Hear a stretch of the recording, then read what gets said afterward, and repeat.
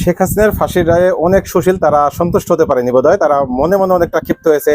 যেমন মাসুদ কামাল আছে, এরকম এই লাইনে আরো বেশ কিছু আছে। তারা ইনিয়ে বিনিয়ে বলার চেষ্টা করতেছে এই সময় এই রায়টা ঠিক হয়নি, হেন তেন, আওয়ামী লীগ অনেক বড় দল।